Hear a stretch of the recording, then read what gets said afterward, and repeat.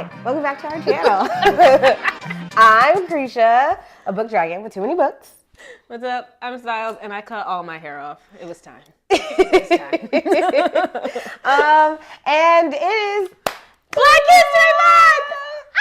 Black History Month, yes. So I love being black.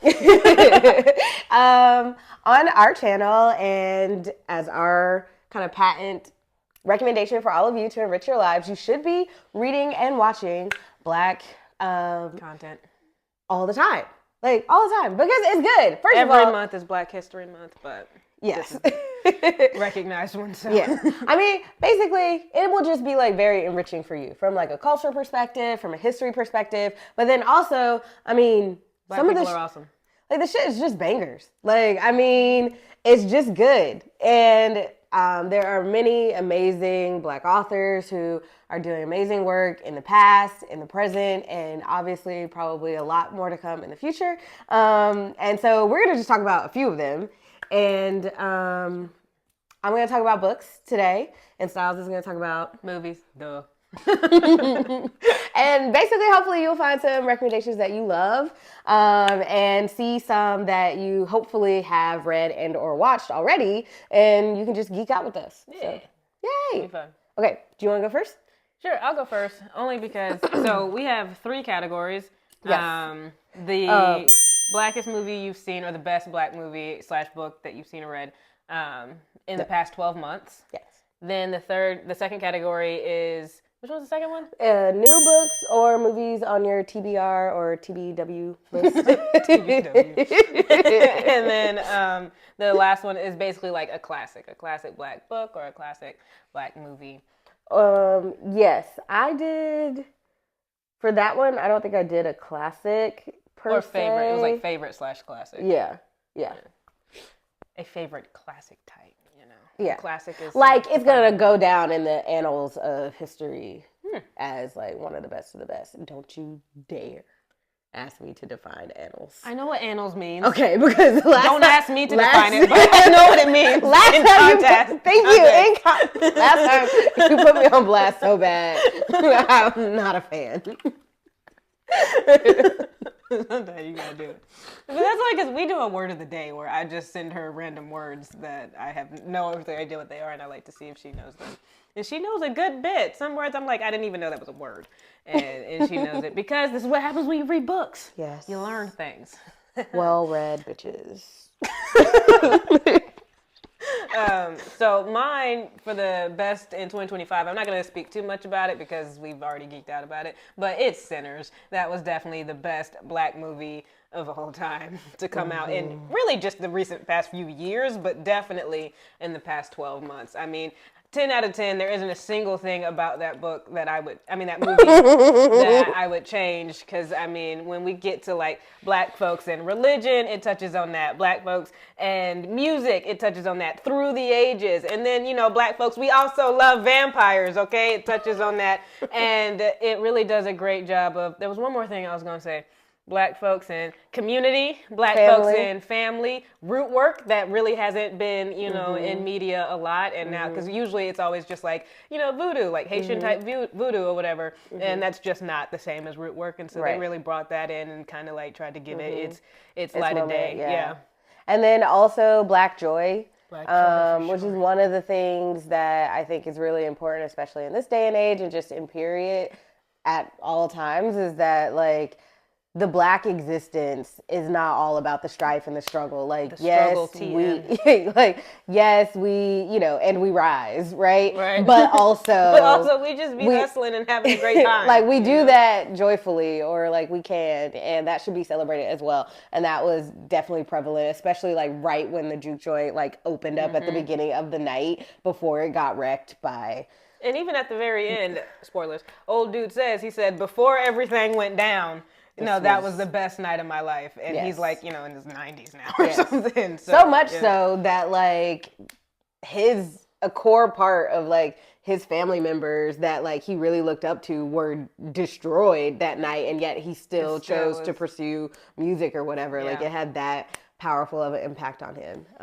So It's just great. And I also like that it's one of those movies that like really decenters white folks in like the struggle TM because it does show like the hustle culture of black folks that we have to do just to survive because it mentions the wooden nickels and all that stuff. And you got Smokestack up there robbing from like what was like the Irish and the Italians and all that just trying to, you know, pour money back into their community. And then the white folks, it really just kind of decentered them. Like, I mean, you do have the Irish dude, but that was not even really purely racism, you know. He was more so just trying to see his demonic family again. So it wasn't even about black folks. He just used the black folks because and if you want to like talk about it, the Irish also know about oppression, like for real, and they are always down with the TM struggle, with the struggle TM.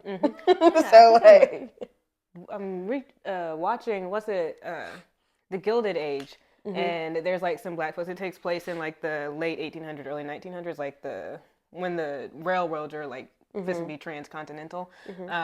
And they do show black folks in it, like and what they were doing. Because in those type of stories, you only see like the white side of it because that's where like a lot of the money is. But we actually see like just regular black folks. And there is this storyline, like the story beat where the community or like the city is shutting down like all of the black schools. There's only 3 of them, and it was shutting them all down. And they were like, in order for us to preserve these schools, we have to get white students in because the white folks' argument was that there's not enough students to fund for these schools, and it's like all the black students, like where were they going to go? Nowhere. And so they were like, we got to bring white students in. And the way that they did that was by recruiting Irish teachers because only the Irish teachers, like the white schools didn't want the Irish teachers because they're Irish, and so the Irish teachers were like, we still want to teach and we'll happily come to these black schools so that we can also teach our kids and we don't mind teaching everybody else. And so, you know, we low key we alright with them. Right. You know, like we alright with them. Right. They can come to the cookout. They still white, but like yeah, like we cool with them for now. So anyways, exactly. Sinners is a great choice. Like, absolutely, it was, in my opinion, the black movie of the year in 2025. And one that we, like, really needed because 2025 was, like, the dumpster fire of dumpster fires. Like, it fucking sucked. I'm sorry, excuse my language, but it was, like, it was a rough year. There were really amazing things that happened in our family, some things that we are really, really happy about, but that's literally the one and only shining moment of April 2025. was a good month.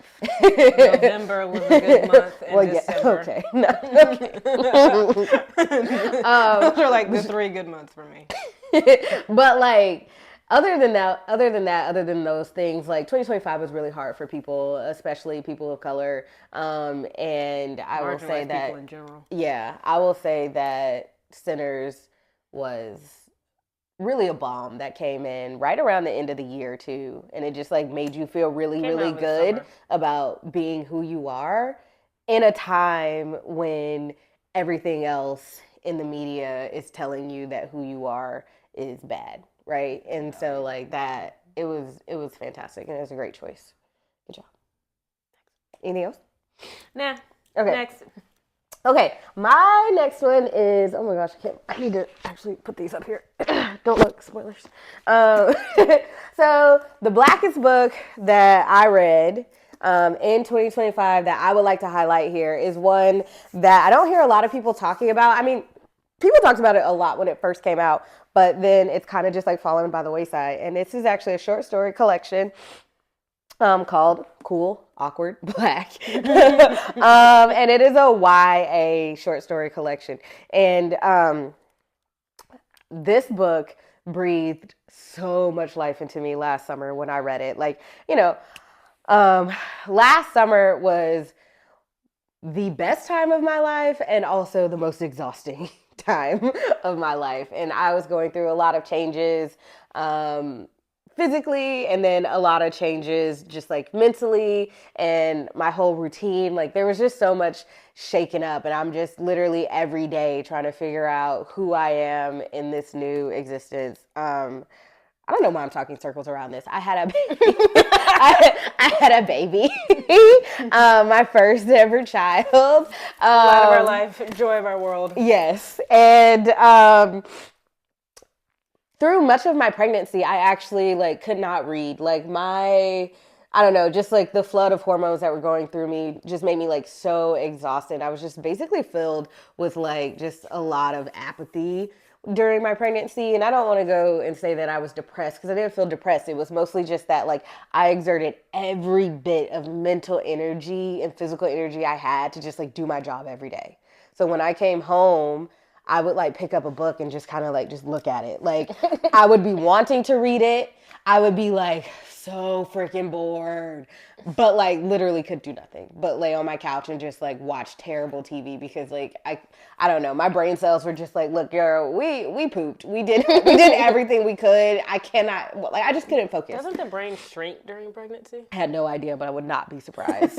Like I would not be surprised. Somebody fact check me on that, but I feel like I heard that in the zeitgeist somewhere. Like my capacity for thought was just like seriously diminished. So after I had my baby, it still took a couple more weeks because like your body is like flushing a whole lot of hormones even after you have the baby. So like that whole like quote unquote fourth trimester is like for me was like a real thing. So I didn't actually start picking back up reading in a big way until like early June.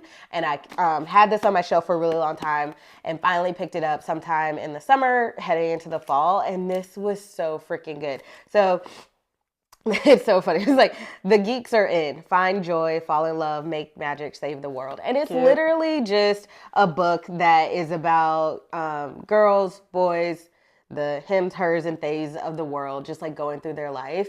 But it has a little bit of magic, has a little bit of sci-fi, and it just makes you, again, feel really, really good about just being a black kid. Like a black kid in America or just in general. Like it's such a beautiful book. And there were actually some really good quotes. I mean, there are a lot of really great writers actually included in this anthology. So it's a short story collection, but it's not by one author. It's like more of an anthology. So like some authors that you might remember are like Jordan Ifueko. She wrote Raybearer. And then Tochi Onet. Oh gosh. Onyebuchi. Thank you. You might be familiar with them. Marie is a singer, so did not know that she also was writing. But her story was actually pretty good. So wait, these are short stories you said? Yes. Oh, cool. I love that.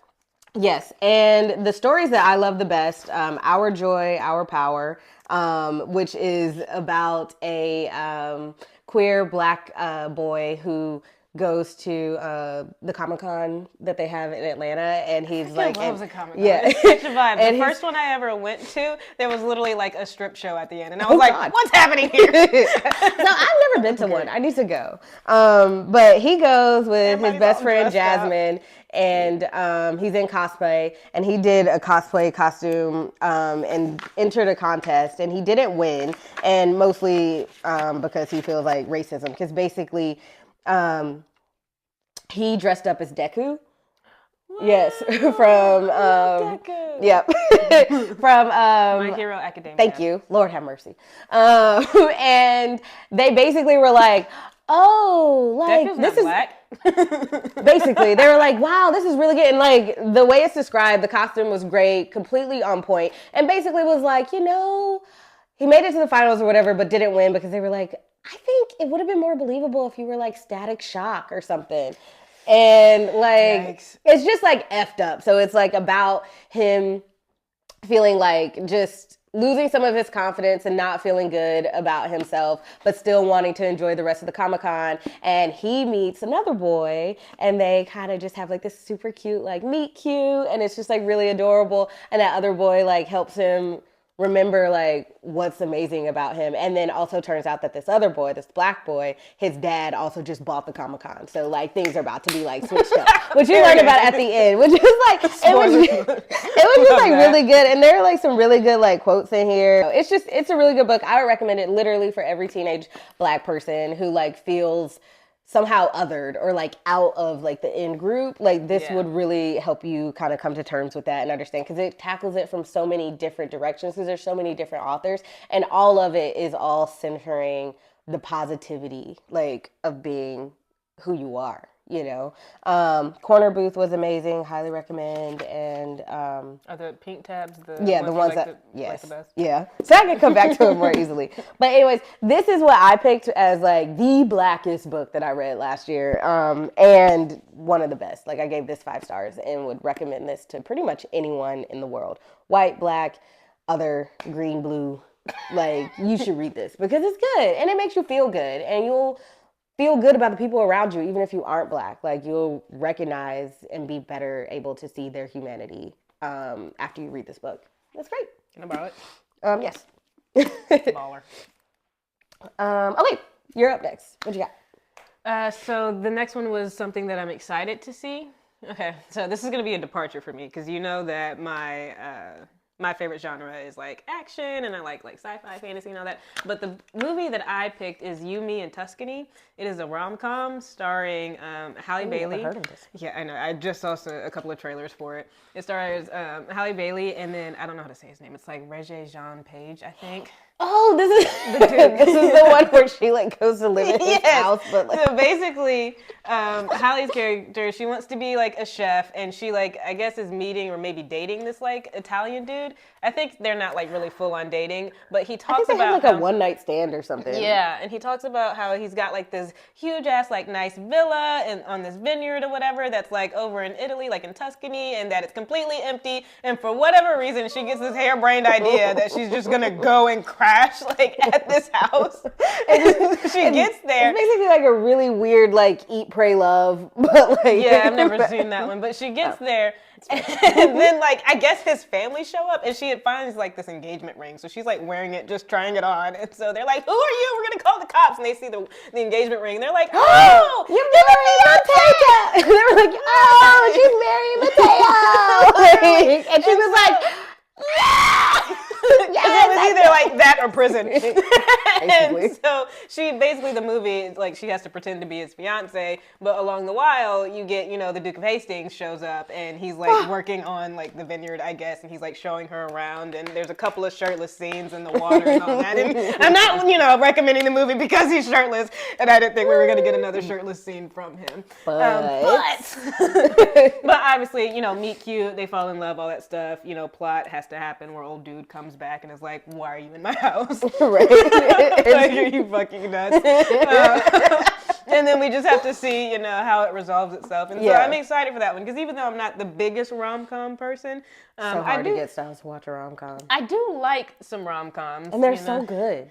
You know, I generally like the older ones, like the 90s and early 2000s ones, even though sometimes they might not age as well. I do like those more than I like the newer ones, because the newer ones, we're getting like some Wattpad fiction movies, like those after movies that were absolute garbage. Like, did those even count as rom-com? They weren't even funny. Anyways, doesn't matter. I will say, Halle Bailey is like having her moment right now. Is. Like, despite whatever is going on with her in her personal life, because I feel like her custody battles, like if you look up anything like that, or like some of the claims are wild between her and her baby daddy. But outside of that, she is having her moment. She's in her bag right now as an actress. Which is why I'm excited to see this rom-com, because I'm like, there's not many, especially nowadays, I haven't seen many rom-coms with black people. Not that they don't exist, because I feel like the Eva one, Deliver Us from Eva with Gabrielle Union and LL Cool J. I don't know why it takes my brain. Like it's like if you looked into like a bottomless like cookie jar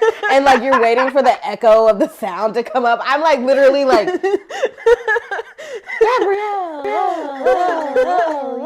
you. Like I'm like fucking waiting for this. Like that's like my brain when it comes to like fucking actor. You'll get there. Maybe I shouldn't say it so quickly, but I get excited because I'm like, ooh, I know who it is. And I haven't seen that movie. Like, I don't think I actually watched that movie. You did. No, I think I watched y'all watch that movie. I don't think I've seen it or whatever. Meta watching. Right. But I get so excited because I'm like, I know who's in it. Anyways, like we do have some, but I haven't seen any in recent, you know, history that like is really exciting. And I'm kind of excited about this one. So. We'll see if it's good. I will say another honorable mention for this one that I'm also excited to see is I think it's called I Love Boosters with Kiki Palmer that in one. it. I just saw the preview for that literally yesterday when we went to the movies. Oh, yeah. That's what gonna y'all be go good. see? Oh, we should talk about that actually. Like maybe do. Because like I literally went to the movies yesterday. Send help. I think we need to talk about. I did talk about. We that need one. to talk about this. Okay. Have another video about Send Help because I had so many thoughts on the way home. Anyways, but yeah, but I love Boosters. That's an honorable mention because I'm also excited to see that one because I love Keke Palmer and everything that she does. And this one have you started watching her TV show on Peacock? It's called. I don't have Peacock. Oh. Okay, when you come to my house, you have to watch it because I swear to God, it's so Isn't good. Peacock the one that has Stumble? I want to watch Stumble. Stumble is hilarious. And if they do not come back with a season 2 of Stumble, I swear, honestly, it would just be like a travesty. Good Lord, help me. Help me. God, it would literally be a travesty amongst travesties because as far as like the whole mockumentary genre goes, like they keep trying to make these and like after The Office and then after Parks and Rec, they just started making these and doing so many of them and like a lot of them just weren't good. Like it was very much like focus grouped to death. Oh yeah. And so they're just not good. But I swear to goodness, Stumble has that charm, that like spark that you're just like, oh, this is really good. It's funny, it's charming, it's cute, it's not offensive. Like it's just, it's amazing. And if they don't come out with a season 2, I promise to goodness, I might riot. I just might riot. I can, I will, I must. Can I win the title? I can, I will, I must. Now, that being said, though, back to Keke Palmer's show because it is so good. I've watched 2 or 3 episodes already. And basically, she's from New York. She's married this white man. He's from... Happens. I know it's Black History Month, but yeah. it happens. He's from the UK. Our And dad's white. he's from the UK, but his family moved over when he was like young. So he grew up here and did like at least through high school or whatever. And he meets Keke. They get married in New York, and then they move to the suburbs when they have a baby. And there's like a haunted house across the street, and she's like, "Yo, what the hell is up with this haunted she house?" has a baby. Mm-hmm. She's old enough where she can just like have babies in movies now. I feel like that's like you have like the young actresses, and they're like constantly playing like high schoolers until they get too old to play that, and then they start playing young adults like in their 20s, even though they're in their 30s IRL. And then they finally reach the age where like, oh, they have babies now. And then they reach an age where like their babies like. They're adult babies. Yeah, she's 32. Wow. But anyways, hasn't aged a that day. show is amazing. So we want to talk about somebody who's like in their bag right now. Is Keke. Like she is like I think she's one of my favorite. She's working. She is working right now, and she is freaking hilarious. Like honestly, people underestimate the comedic value of having Keke in their show because she is celebrities hilarious. of all time. Let me scratch that. Great actress, but I think she's one of my favorite celebrities of all time. Because anytime you watch any kind of interviews with her, talk shows, whatever, like I think her Hot Ones interview is literally one of my favorites because she just tanks that shit. Like she's just like they get to the last dab and she's just like. I guess it's spicy. The way I would have been on the floor, like I would have died. She tanks it. Viola Davis also tanks it. Like black folks, Hot Ones ain't even a thing. I think Kevin Hart, doesn't make it, but that's because honestly, men, despite whatever they think, their pain tolerance is garbage. Is terrible. It's like on a scale of 0 to 10, it's like a 1.3. Like damn. Like, in comparison to people with vaginas, they are crybabies. Like, okay, so the next one that I have on my list, so category new book or something that you want to watch. So I have 2 for this one, which I think is okay because I didn't have any honorable mentions on the last ones. I didn't even mention my honorable mentions on the. Okay, we'll go back. We'll go back. But do you want to do them now? Okay, honorable mentions for sinners. Okay, because I was talking about... No, for the sinners category. For the sinners category. Because I was talking about vampires. Movie we watched. Yeah, because I was talking about vampires. And so I said also... Remember when I said black people love vampires? Because we also had Blade, which was great vampire movie. Can attest. It was good. The second one was Vampire in Brooklyn. That was with Eddie Murphy, right? That was also a great vampire movie. That was terrifying. Watching that growing up, absolutely terrified. Did you really look? Shut your mouth! Shut your mouth! Why are you outing me like this? I just want to make sure that I used it right, and I did. So leave me alone. It's not a word I've ever actually looked up. It's like one of those words that you know You from learn through context clues. context from Correct. reading. Yes. And This is so why like reading's important. and so I just want to make sure that like my usage of it was correct, and it was. So, anyways, please continue what you were saying. That was it. It's your turn. But yes, The Vampire from Brooklyn, the Vampire of Brooklyn was actually really, really good, and that was actually one of the first Black vampire movies I'd ever been exposed to because I think I saw it before I saw Blade when I was a kid, and I was just like, wait, Black people can be vampires? Like, wait a minute. Absolutely terrifying. And it's not terrifying in like, jump scare, like, horror, gore, whatever. It's just... Yeah, because it's actually a comedy. Right. Like the guy who plays the ghoul, what's his name? Like an Igor character? Yes. Like, hold on.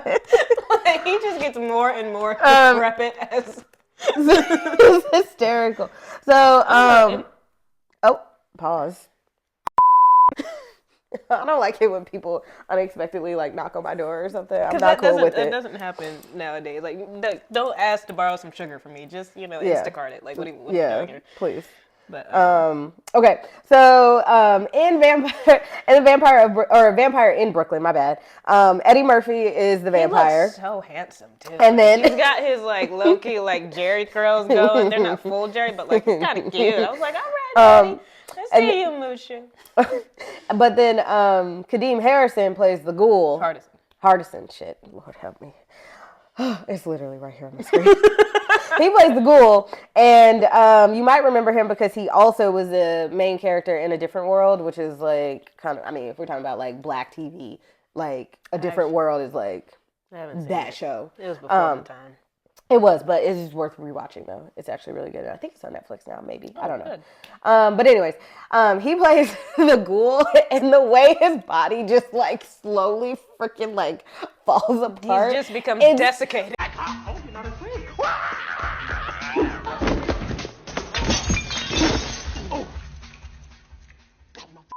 So funny. Like Eddie Murphy is supposed to be the funny one, but actually he like plays a really pretty serious role because he's like the last of his kind, and so he's dealing with the existential crisis of like going into extinction, and he's trying to avoid that by finding a mate. And so the actual comedic value comes through Kadeem Hardison. And when I say this dude sells it, like the movie is worth watching just for that character. Like it's amazing. Also, this was the very first ever like introduction for me of like lore that could have come outside of Western Europe, like because he's a Black vampire and he like takes over a boat like somewhere off the coast of like Africa or maybe the South America. I'm not sure, but it's not from Western Europe. And so there's this like hinting at cultures and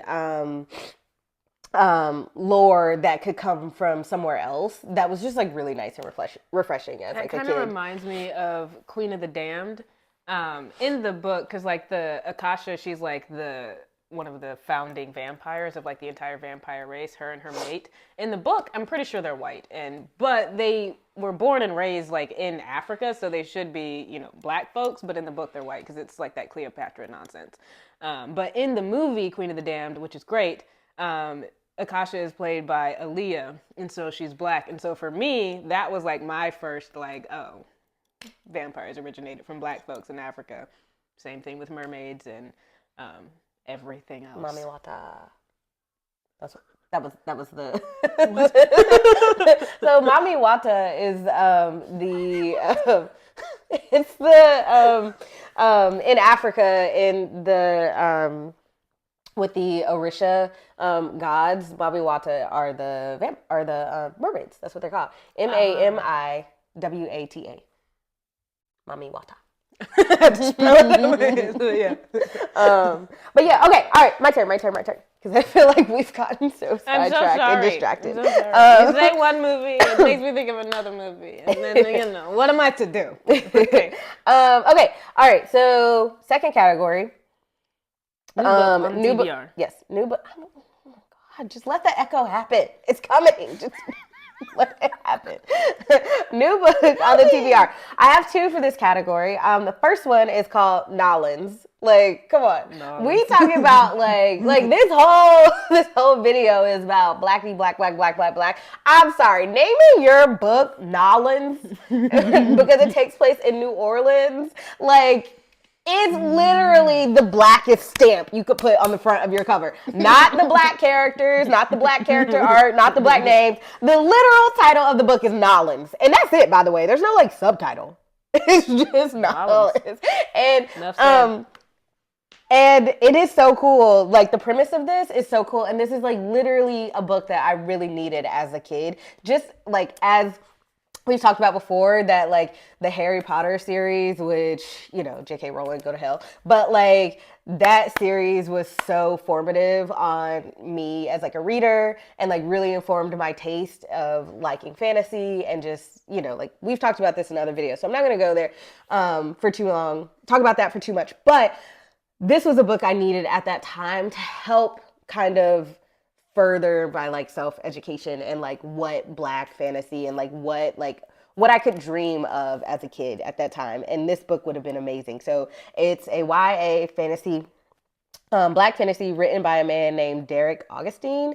It is coming out this year and it follows a girl named Donna Marie. She's a teen from the Bronx who discovers that she has magical powers and she's invited to attend a secret school for gifted wizards in Nawlins or New Orleans. And it follows her as she learns to control her abilities, uncovers a hidden history, and confronts a series old conflict threatening the magical community, all while celebrating black culture, heritage, and resilience. So it's basically like, there have been so many times where I've been thinking like, man, it would be really great to have, like, what is the black counterpoint or alternative to Harry Potter? Because, like, right now, for me, I'm not trying to give J.K. Rowling any more money.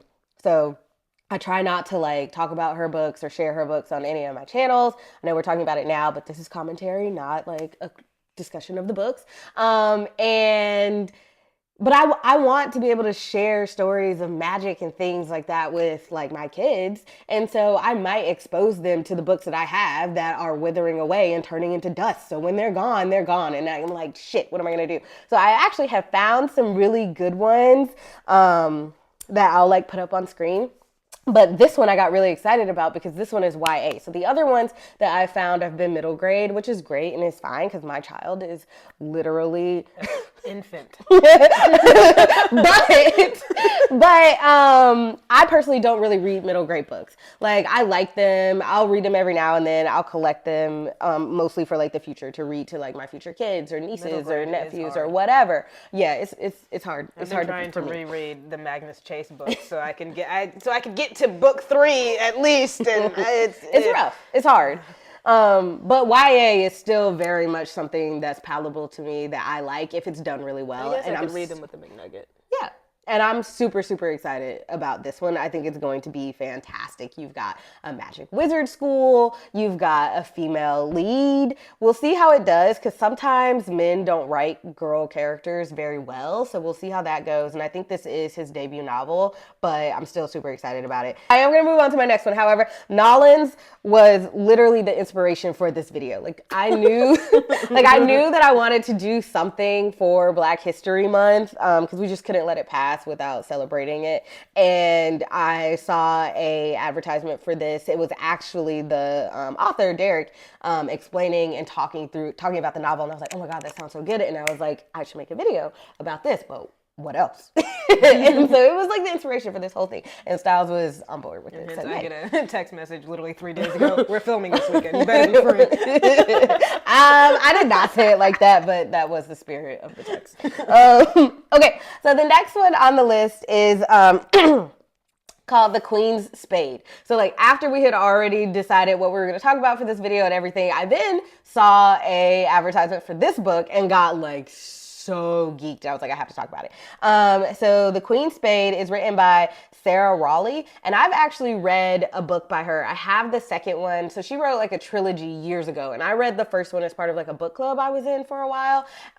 Be Too Weird, by the way, and they're still going. If you would like to check them out, I'll put their handle on screen or in the comments or something. they read fantastic stuff every month, and they exposed me to this book, and it was actually really, really good. And I, as I always do, procrastinate on reading the second one in the series. Haven't got to it yet, but I loved Sarah's writing. So when I found out she was coming out with this new book, I got super excited. So The Queen's Spade is a YA historical thriller that reimagines the life of Sarah Forbes Bonetta. And so one thing that's really cool is that Sarah Rollins is from the UK. So a lot of the Black authors that I happen to read are typically American, or if they're not American, they're African. And so they live or are from Africa or whatever. And we just talked about Orishas. So like there's a lot of African lore and mythology that I read. And so I actually don't know a whole lot about like the history of Black people and Black culture in the UK. And so Sarah, being born and still living and from the UK, you get like a different perspective and different histories. And so Sarah Forbes Bonetta, which is, this book is a reimagining of her life, was Queen Victoria's goddaughter. And she made this book into a revenge fantasy. So it's set in 1862, Victorian England, and it follows Sally, a kidnapped African princess, as she navigates court politics and plots revenge against the British crown that stole her from her homeland, using her intelligence and status as a pawn in a dangerous game of murder, mystery, and manipulation. The book blends historical fact with fiction, exploring themes of colonialism, racism, and the struggle for freedom. So basically, what I learned in kind of like a very, very rudimentary research into Sarah Forbes Bonetta is that she pretty much was a slave who came to the UK through the transatlantic slave trade, and the Queen Victoria at the time adopted her as her goddaughter, and so she was pulled into court, and all the history that you can find on it, if you like just go looking for British history, is that she loved the Queen, and she loved being her goddaughter, and she had like fully accepted and was like happy with her life, basically. And we just know, because of slavery and everything, that there's more to that story. Whether or not she came to accept her place there as like just realizing that everything else was futile, or that she was taken at a very young age and that was like majority of what she knew of life, there's always more to that story when you're ripped away from your home. And so this reimagining is very much also a commentary on who gets to tell your story, right? And the history is written by the victors or whatever. So it's an opportunity to investigate that story a little bit more and think about it more deeply. And I think it's going to be good because Sarah Rollins is Sarah Raleigh is a fantastic author. And then she writes fantasy really, really well. And I really enjoyed her first book, so I think I'm gonna really like this one. And it's really nice for it to be like kind of like a revenge thriller. So she's obviously gonna be giving the character a lot more agency, and I just think it's gonna be a really fun read. And I don't read a ton of thrillers in general. Like I am very, very picky because most of the time I find them to be very derivative of other things, and I can just kind of tell where things are going. So pretty much the only person I can really tolerate is S.A. Cosby. But I think this is going to be really exciting. So that's the one. That's the second one that I have in this category. I'm very excited about both of these, and I'm basically going to pre-order them after we're done shooting. So category 3 is one or more favorite Black books and or movies of any genre that you want to highlight. This was a hard one. I don't like picking just a one favorite. And usually, sometimes and clearly it depends. You did it. Huh? You did it. Oh, these are honorable mentions. Yeah. Okay. I picked Django Unchained. I actually didn't really pick it myself. My boyfriend and I were talking about it, and then we watched it, and I was like, yeah, this is great. But it's one of my favorite Black movies. It's classic, because like I said, I don't like really watching the struggle TM, okay, because I don't go to media to be depressed, and, you know, we get enough of it in school. But this was one of the If you go to a good school that's actually going to teach you real history, just caveat. Well, even mine wasn't even, like, my school system was great, but even that wasn't the best. It was more so we learned about Harriet Tubman. Of course. MLK. That's about it. There were some other names, but those were the two big ones. And then, like, in my AP US history, I was, like, the only Black person in that class, and my teacher would, every time she mentioned the word slavery, she would gesture at me like blah blah blah blah blah and slavery. I'm like, just like, wait, am I enslaved? Like, what am I supposed to, like, what? Ma'am, I don't know what you want from me. Like, are we supposed to dap up at this point? Like, yeah, I know all about slavery. I have been enslaved. Like, what is that supposed to mean for me? Except for the fact now I actively feel othered in this classroom, but it's fine. Thank you. Whatever. So that was the extent. But other than that, movies be coming out like 12 Years a Slave and some and all that. I can't be depressed. So when this movie came out, I was like, whatever, it looked like cowboy movie. And then there is enslavement happening. It takes place in 1858, 2 years before the Civil War. And I was thoroughly surprised because I was like, we're just, a black bounty hunter who recently was enslaved and now he's trying to go, save his enslaved wife named Brunhilde, who also speaks German. It was awesome. It was a great movie. I freaking love it. Who was also Kerry Washington. Kerry Washington did a phenomenal job. Jamie Foxx did a great job. Christopher Waltz. Like, I know this is Black History Month, but I'm sorry, that guy is like the best villain. Like, was he the villain in this one, or was he the partner? Villain. Leo was the villain. Christopher Waltz was like his friend or something. Yeah, he was his partner. He basically was like his mentor. He trained him and helped him. I haven't watched this in a really long time, but I will say, I just brought that up to say that he's a phenomenal actor and he does great in everything he's ever Leonardo in. DiCaprio was the villain. That asshole. I do remember that very clearly. I'm just shocked that Christopher Waltz was a good guy because he's always the bad guy. Especially in Quentin Tarantino movies. Right. He was a good guy in this one because he played a German, and I had to look it up because I was like, what were black people doing in Germany at this point in time? And the Germans, they didn't start participating in colonialism until I think like the 1880s and 1890s. At this point, black folks were kind of just like secluded. So him being, the Germans weren't really like part of the transatlantic slave trade. Like they were, pre-Nazi days, they were all right.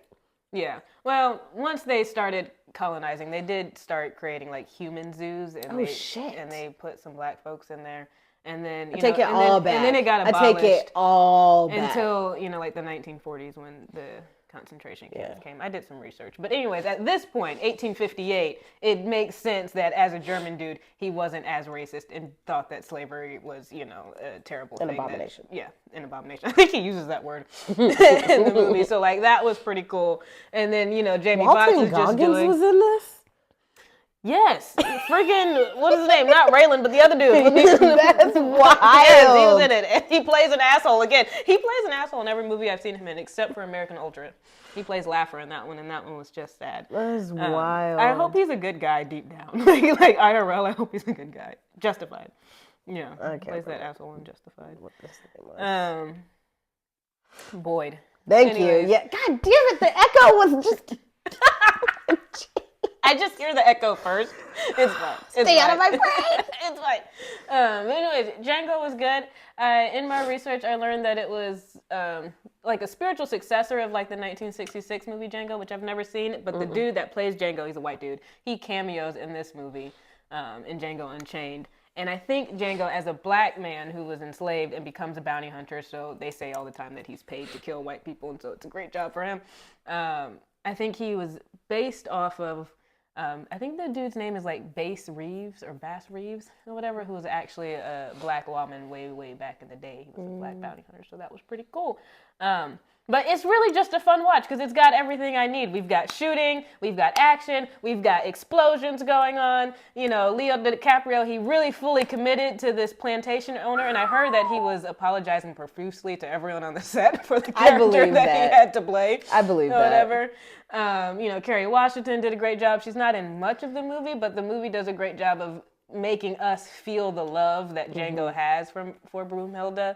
And so you've got the romantic story beats. And then you have Samuel L. Jackson. Who just doesn't care. He just doesn't give a single fuck. The way he's like shaking the whole time. No. It was like when he first, like the first time we see Samuel L. Jackson and the camera like pans to his face and he's like on the porch and he's like super happy to see like his master or whatever. But then he sees like Django. His like whole face just like morphs into like, I was like, how the hell did he get his face to do that? To be quite honest, like I always thought that the person who had like the most control of like the individual articulation of pieces of their faces was like Jack Nicholson until I saw Samuel L. Jackson in this Jim role Carrey. because I was like, the fuckity fuck?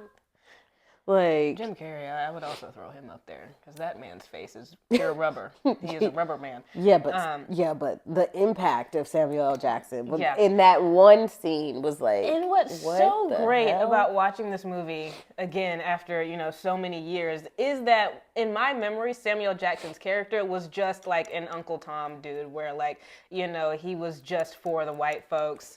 You know, he was the house slave or whatever. And so like there's really not much depth to that character. But after watching the movie, in that one facial like drop that she just described, I was like, oh no, he knows exactly what's going on and his position is threatened as like the head, you know, black dude or whatever, because now he sees another dude on a horse, like a black folk on a horse, which just doesn't happen during plantation era enslavement. Basically, if you watch the Boondocks, he's basically the Uncle Ruckus character. Yeah. He's like, and then he is not down for the cause. As you continue watching, you realize that, you know, he's actually one of the smartest folks in the room or whatever, because he sees everything, he's observant of everything, and even though he's playing for the wrong team, you know, for me, I kind of read it that it was more of his own version of survival that he learned because he's treated the best out of all the black folks by playing to, like, you know, feeding into the white folks and their machinations and all that stuff. So I kind of read it as a form of survival, but like in the worst possible way. And yet he's still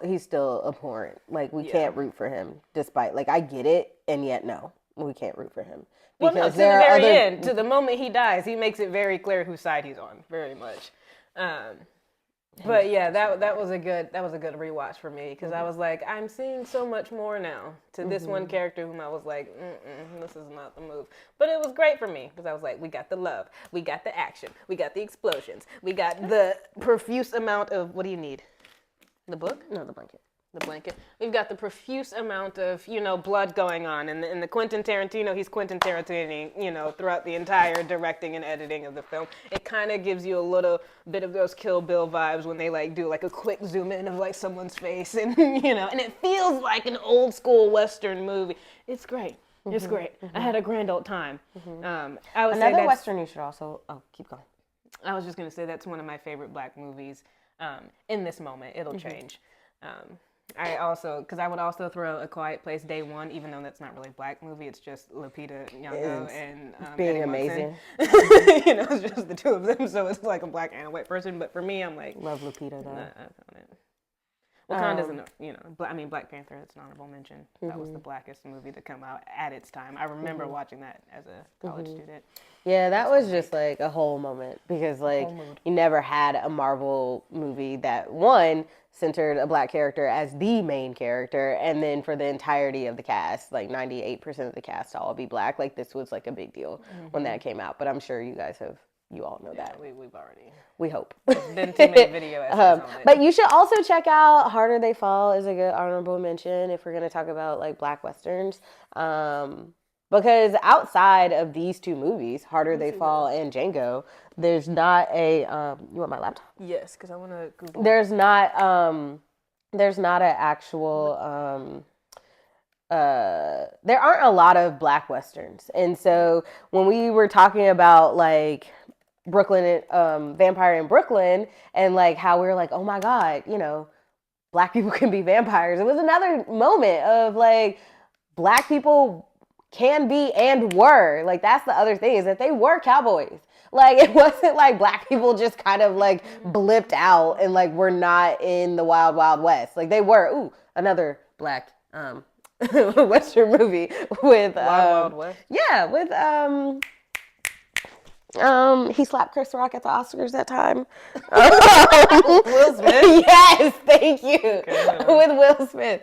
That came out in the 90s. But anyways, Harder They Fall is like, in my head, I put it in the same category with Sinners in that it like, in completely different ways, like highlights like black life, black culture, black like joy, and just like, it was really good. Black music. It was nice. I have another honorable mention. Since we're talking about black folks on horses, Concrete Cowboy. It stars Idris Elba and then Caleb McLaughlin from Stranger this. Things.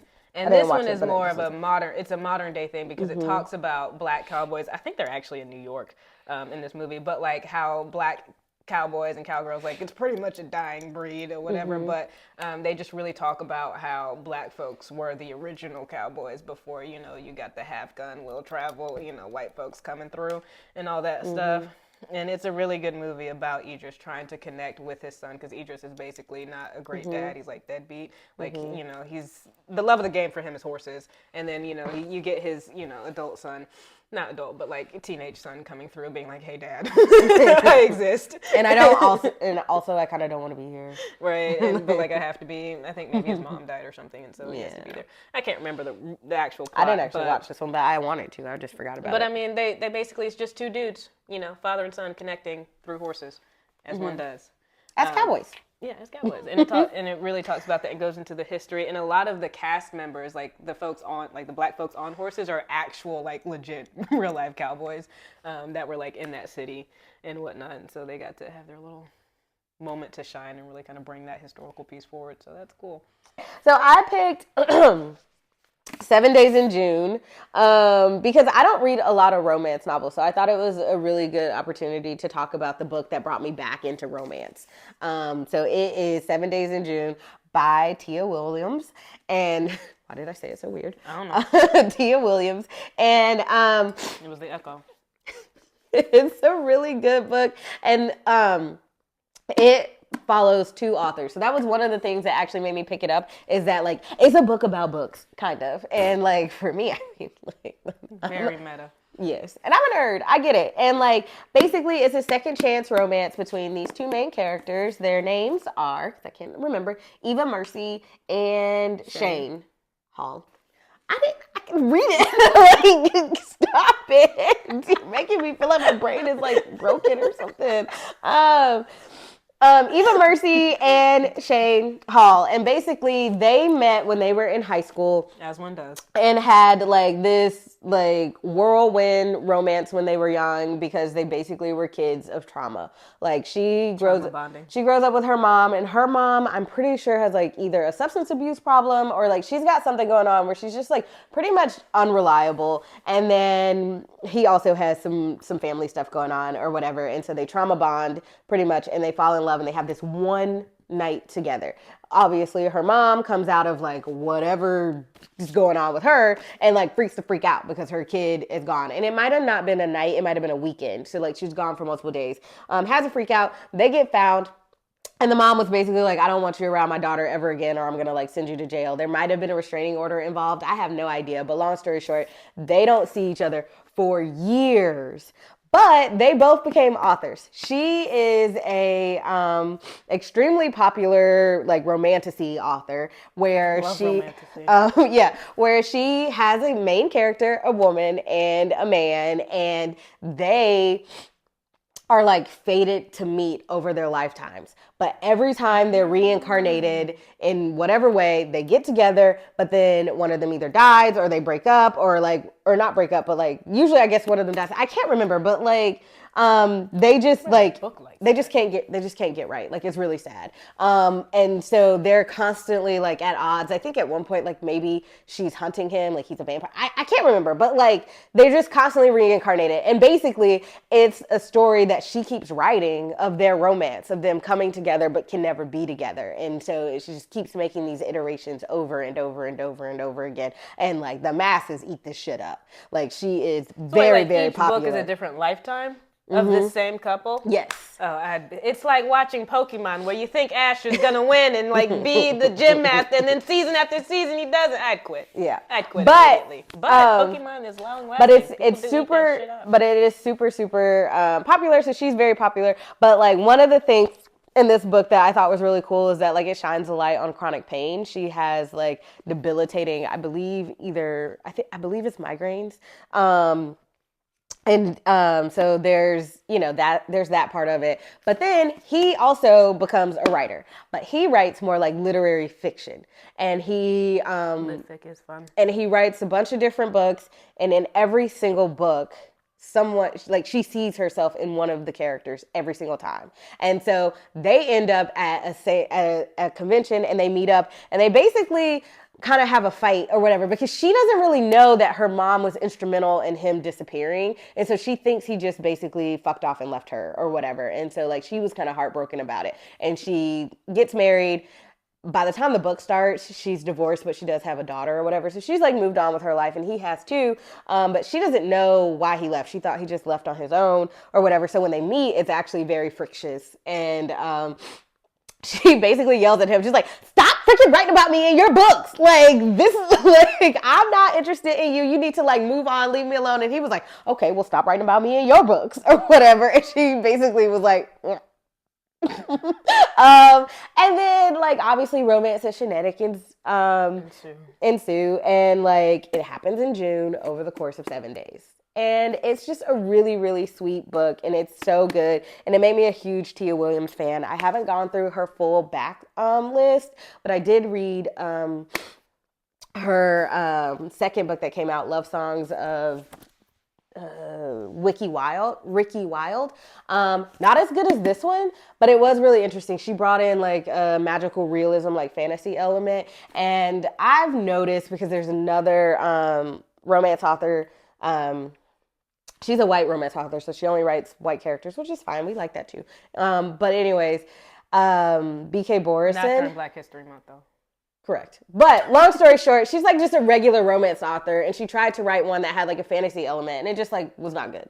And I feel like the Love Songs of Ricky Wilde kind of had a little bit of that issue, where it's just like you can tell when a non-fantasy writer tries to dabble, that like they're not as good as when they just focus on what they're actually good at. So this one was better than that. And I recommend literally 7 Days in June to literally anyone and everyone, because I'm not a big romance reader. I'm like getting into my romance era now, and reading more romance. But at the time that this came out, I don't think I had read like a book that was like, this is a romance genre novel. Like I read like fantasy books that have a romance plot line, thrillers that have a romance plot line. This was like, I picked this up for the first time after like 10 years of like, oh, it's only romance? Like nobody can fly or like nothing happens? And it was freaking amazing. And also I just realized their like love whirlwind while her mom freaked out was a whole week long. Like it was 7 days in the past, and then it's 7 days in the present. So shut your freaking mouth.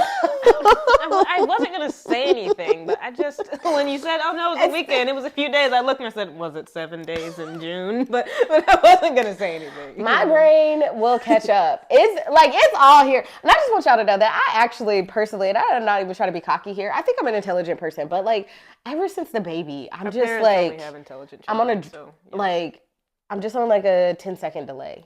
Like ever since the baby. Mom brain. Like I'm doing my best. I am out here doing my best. That's what Mom said happened to her, because I tend to have a smart mouth, and I got it from my mother. I inherited that from her, and she was like, you just say things like 10 seconds before I get there, and then yeah. No, mom is like, you've had the argument. It's 7 hours later, busting in your room. And another thing, and I'm like, I thought we were done. We have moved on. And Mom is like, no, we are not done, because I didn't get to get my say in. Like, it's like, and another thing, I'm like, okay, Mother. Yeah, all right. It's the mom brain, you know. We do our best. We do our best. Okay, but I do have a couple of honorable mentions. The first one that I want to bring up is honorable mention for All the Sinners Bleed. So S.A. Cosby, I briefly mentioned him earlier, basically is the only thriller writer that I don't want to say stand, but stand. Like, it's like, if he wrote it, I'm going to read it. Right. And so, although the one that he just came out with was not it for me, but this one was like amazing as far as like Black thrillers go, about like caring for the communities and the characters that you're writing about, even if they come from like poor areas. Like he does it so well. And then he also has like very interesting plot lines. Like some of it can feel a little bit one note, but I feel like that happens with thrillers anyway. Like it's just, they're very focused on moving the plot forward, that there's not as much character development and character building as there are in other genres. And so like this does kind of suffer from that a little bit, but I will say the main character at least, has a lot of like complex thoughts. So his interiority, help me. Interior. I don't know this word. Yes, you do. Anyways, Internal dialogue? sure, fine. No, You but just like, go there because I don't know this word. anyways, it is like very rich. Say it. Help me. Interiority. Thank said it right. you. Did I? Because it didn't sound right. But yes. You're just second guessing yourself Okay. now. Well, anyways, it's very rich, and so he's a very kind of complicated, complex character, and he thinks deeply about things. So you do feel really connected to him as a character, which doesn't often happen in thriller novels, in my experience. And this is just amazing. Razorblade Tears by him is also really good, which was the first novel I read by him that would like put him on the map for me. And then he came out with All the Sinners Bleed, and I was like, what the what? And so yeah, that's one honorable mention. I'll leave it there. As I was pulling books from my shelf, I could not skip this chance to talk about How Beautiful We Were. This is one of my favorite books of all time. I don't know, I have so many favorite books of all time, but this one is actually really, really good. I haven't actually read any other books by Mbolo Mbue, and I really want to, but this one is so good. And it's basically talking about like environmental terrorism, basically. Like this is follows a indigenous community of African people, and their land basically, tribe. Thank you, Lord, help me, please. And basically, they their land gets like sold out from under them by the like government or whatever, and it gets sold to like some shitty fictional US based oil company. And it's basically about the environmental degradation of their homeland because of this drilling and their fight in multiple different ways of trying to get them off of their land because they're having some very, very bad adverse health outcomes because of it. And it is written in such an interesting way that like it reads really quickly because each chapter follows like either a different person or like a group of people. So like there's chapters called like the children, and then chapters about like a specific person or whatever, and it just like goes through time through these different point of views and these different vignettes, and it honestly is some of the most beautiful writing that I've ever read, and it has one of the most powerful stories, and it's amazing, and I cried like a baby at the end of it because it was so good. And crying is good for you. It's healthy. It like helps your parasympathetic nervous system. So physically, it's actually good for you. So like every now and then, it's good to cry. I have a friend who literally logs her cries. She has a cry journal. Oh gosh. Yep, I absolutely refuse. Yeah, I would not go that far. But every now and then, it's good to have a good cry. I don't think I cried a single time. Especially if you're sad. If you're sad, just cry it out. Like it's actually good and healthy for I you. have cried this year once, no. so that was my cry of 2026, and probably We a just 2027. started. Oh no. We just started 2026. Was it Percy? No, Oh. I love Percy. Percy is fine. Percy is my hero. I love Percy. All right, and then super, super quick, this is my last honorable mention before we pop off, and I did hop off here, and I did take a few notes about this. So this one is called The Prophets, and it is written by Robert Jones Jr. I haven't read anything else by him, but this is amazing. This was his debut novel, which like, how, sir? I'm sorry. Like I could... Please, if only I could do something like this. It's an amazing book. So this book follows two slaves, and they are queer males, and they're in love with each other, and it kind of chronicles a little bit their life and relationship together, and some of just the things that they go through. But like this book, I feel like was handled with such like care and tenderness that you could just tell that the author really loves Black people, loves the history, and like wants to take care and really shine a spotlight on the queer people that like history basically erased, because you don't actually hear about queerness during slavery times and stuff like that. And it's beautiful, and I will say, like, it is sad. Like, the ending of it is kind of sad, but there's also some hope in the end as well. But this was the book that I had mentioned briefly on another video that like also has some flashbacks to like Africa and the tribe that they came from, and or that rather their people descended from. And so you can kind of see these characters like unknowingly kind of communing with that past and that history. And it's really good. And this was the one that I was talking about where in that tribe they had multiple genders. They had like male, female, and then a third gender that was non-binary. And like when, the person got to decide like as they grew up what gender they wanted to be or what gender they felt matched them the best. And it was funny that like one of the characters that or one of the people that one of the main characters was communing with was a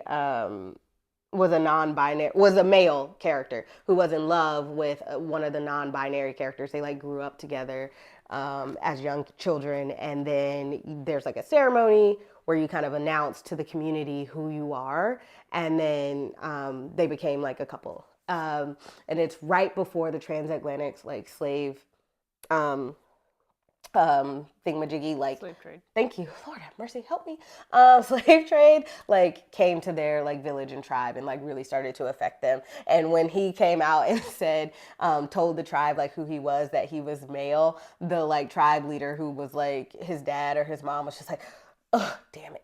Like, they really wanted them to be the non-binary character, the non-binary one, because the non-binary ones are like full of this like wisdom and fluidity in their culture, and so they weren't they could understand and like commune better with like their ancestors, but then also they aren't like stifled by this rigidity of like the male gender in this community. So it was just like really sweet, and it's just like really interesting to understand how queerness has showed up across time immemorial, right? And like so there's that aspect of it. But then, even though this book is mostly about those main two characters, there's also women in this book. And like, yes, the women are like freaking amazing. There's this one woman who like they wanted to use her as like a nursemaid or whatever. And she basically, okay, I'm almost done. She basically, they wanted to use her as like a nursemaid or whatever, and she basically made it so that like she was like toxic or whatever. She was like, my body is my body. Like, I will not be doing that. And so this book is also a lot about like agency and things like that. And it's just a honestly fantastic book, and everybody should read it at least once. It's really good. It's extremely lyrical and very well written. And so that's what I had picked for this series. Thank y'all for coming along with us. Happy Black History Month. And we'll see you next time in the Hoard. Peace.